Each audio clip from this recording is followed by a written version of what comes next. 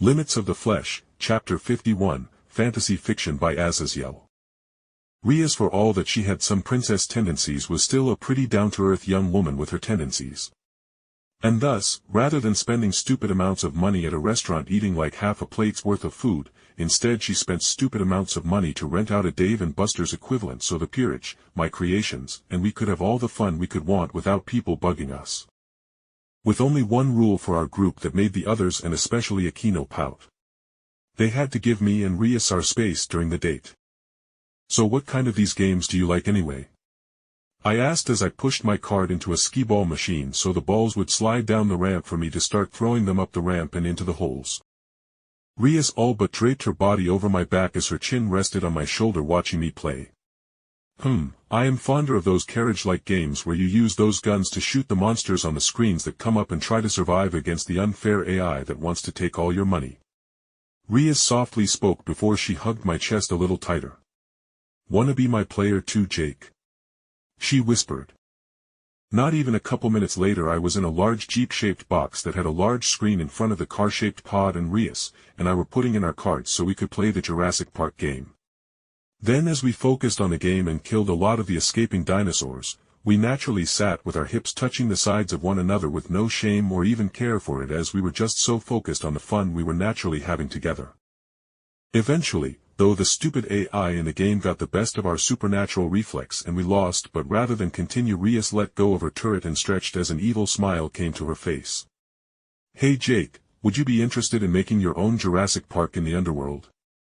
I mean, just imagine how much fun the devil children can have seeing all the dinosaurs and everything, huh?"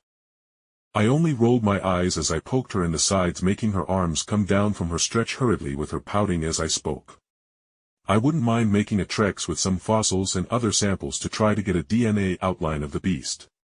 But in the face of real dragons and the other monsters running around the underworld, is a little dinosaur that doesn't have magical abilities all that interesting?"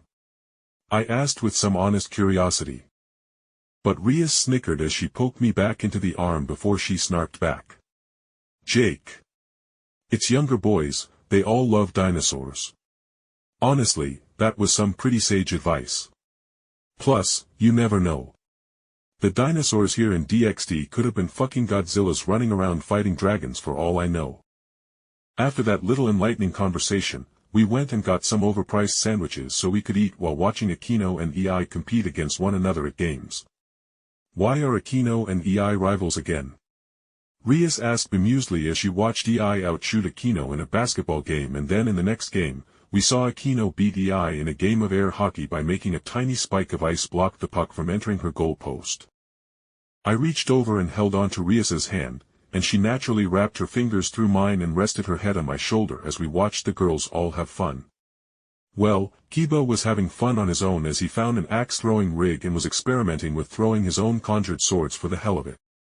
Yeah, whoever decided that having an adult game place with alcohol and a throwing axe cage needed to be taken to court for tempting fate. It all started when EI burnt down the kitchen when she somehow decided to split the atoms in the water, starting a large fire when the pure hydrogen reached the burners, causing a small explosion.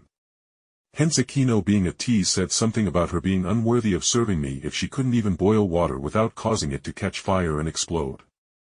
I said amusedly while Rias huffed as she easily imagined the scenario playing out.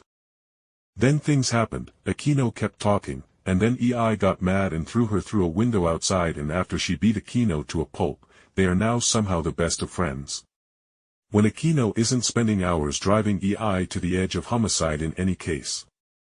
I said dryly while I looked over and saw thankfully that Monet and Clee were with Kaneko eating a massive pile of ice cream that gave me a brain freeze just looking at it.